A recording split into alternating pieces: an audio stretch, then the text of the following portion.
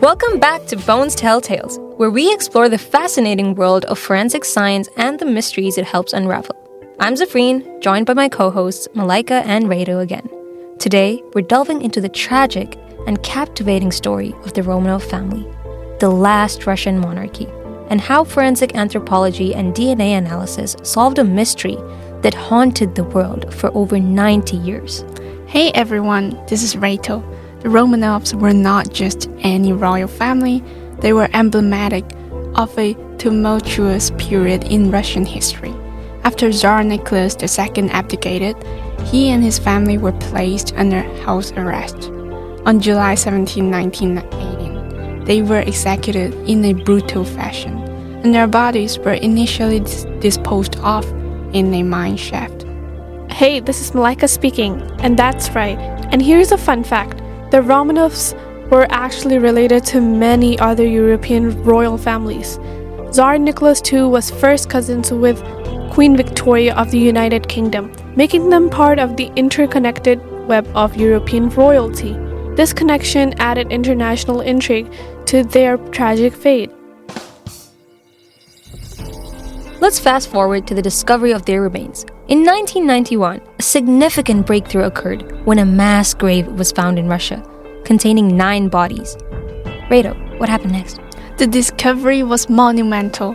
DNA testing quickly confirmed the identities of Tsar Nicholas II, Tsarina Alexandra, and 3 of their daughters. But here's the twist.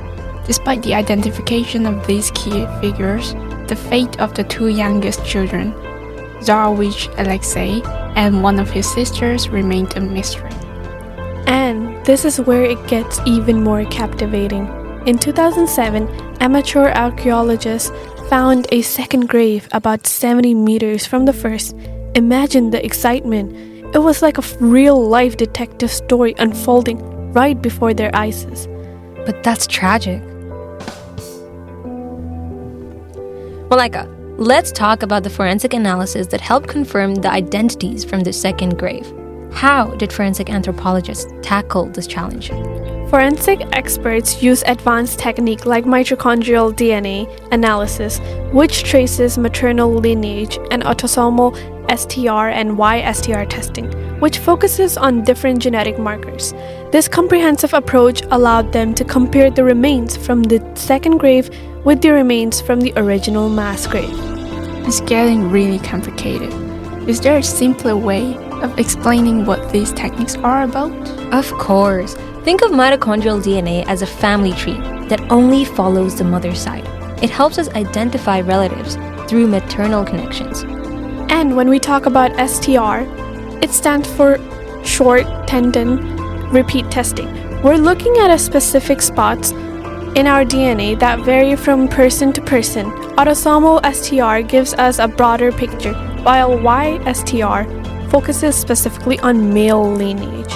So, in a nutshell, these methods help forensic scientists pinpoint who the remains belong to by tracing family connections and genetic markers. Exactly. It's like solving a puzzle where each piece gives us more insight into the identity of the individuals involved. And here's a fascinating tidbit. Mitochondrial DNA is particularly useful because it's passed down through the maternal line, meaning it can be traced through mothers to their children. This technique proved crucial in confirming the identities of Alexei and one of his sisters. You're right. The forensic analysis provided virtually irrefutable evidence that the remains belonged to the missing Romanov children. It was a triumphant moment in forensic science, solving one of the greatest mysteries of the 20th century. Now, let's talk about isotope analysis, which adds another layer to this fascinating case. Zafreen, could you explain how it works? Yep. So, isotope analysis examines the chemical signatures found in bones and teeth, which can reveal vital information about a person's diet, geographic origins, and migration patterns. For the Romanovs, this analysis provided insights into their royal lifestyle and potential movements. And here's a fun fact. Isotopes can tell scientists what kind of food a person ate.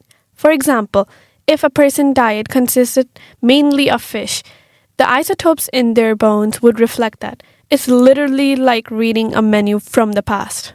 Definitely. In the case of the Romanovs, analyzing these isotopes helped confirm their lifestyle during their time in exile. It painted a picture of their final days, revealing details about what they were eating and where they might have traveled. As we wrap up today's episode of Bones Tell Tales, the story of the Romanov family is not just a tale of tragedy, but also a testament to the power of forensic science in uncovering the truth. We hope you truly enjoyed this exploration of the Romanovs and the fascinating techniques that brought closure to their story. Thank you for joining us today, and we'll see you next time for another thought-provoking case. Ooh, what are we going to talk about next time? Oh, I don't know. It's a mystery. Whoa.